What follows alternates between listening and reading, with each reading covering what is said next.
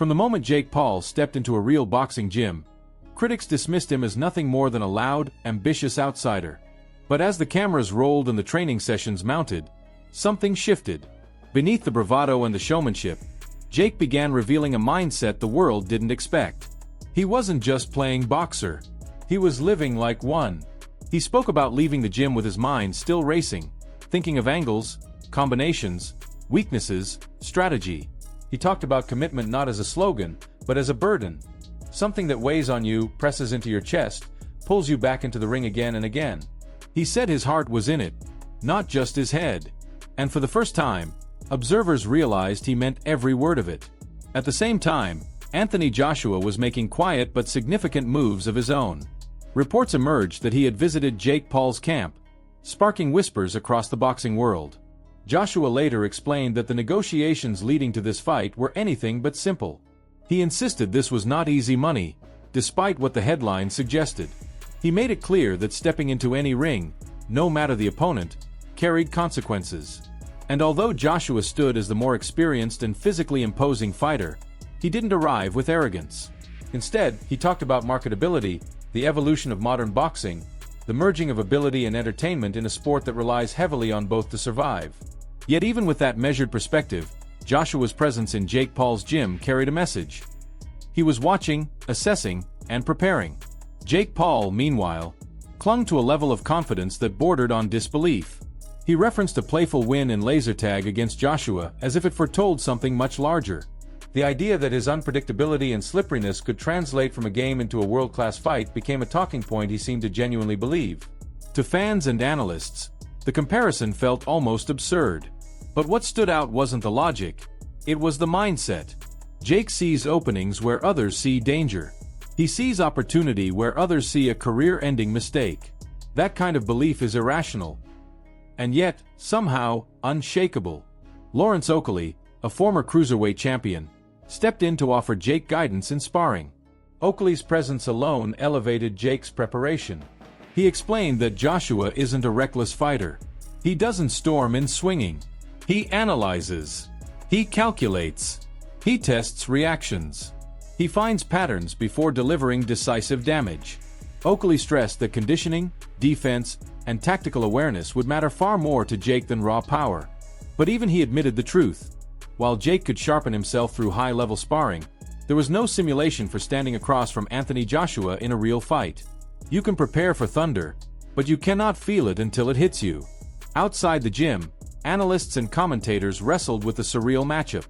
Brendan Schaub and Brian Callen were among the first to sound the alarm. They warned that Jake was walking into a completely different ecosystem. They reminded viewers that Joshua is not just larger, he's world-class, Olympic-level, championship-tested.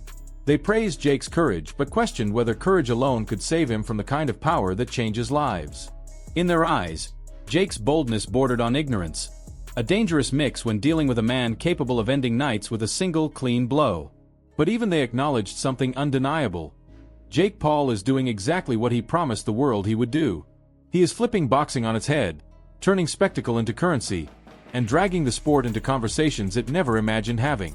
Still, not everyone viewed Jake's mindset as bravery.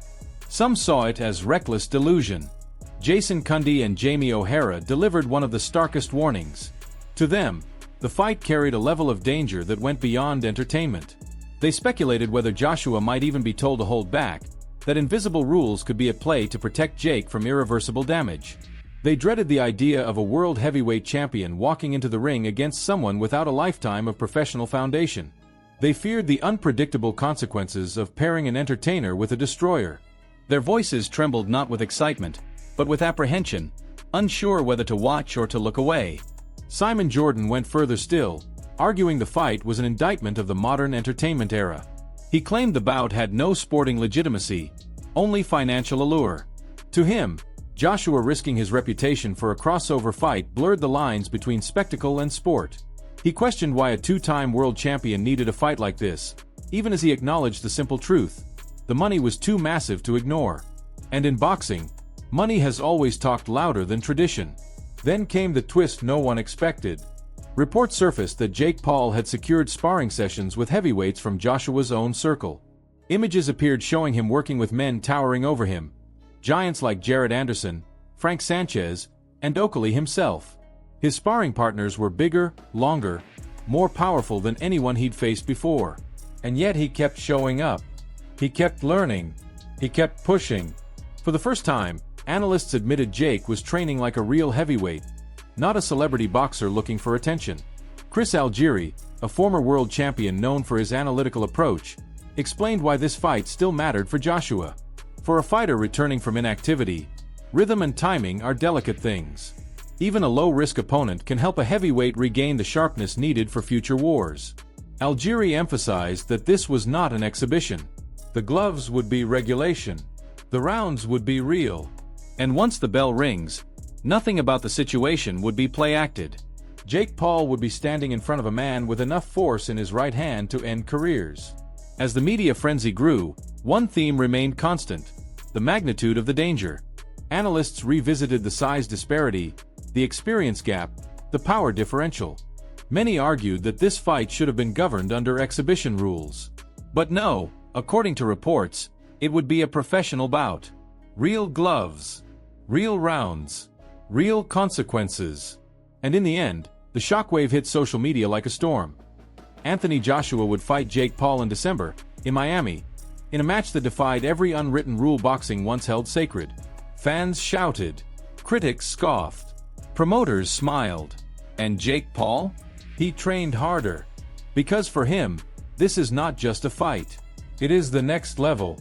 It is the moment he claims the world has doubted him for too long.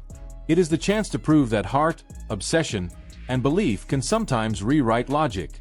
Now the world waits and wonders. Does Jake Paul survive even a minute?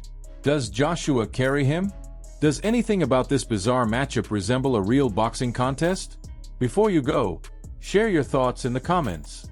Does Jake Paul have even the slightest chance against Anthony Joshua? Will this fight reshape boxing, or expose the limits of influencer combat? If you enjoyed this dramatic breakdown, hit the like button, subscribe to the channel, and turn on notifications so you never miss the next deep dive into the biggest moments shaking the world of fighting.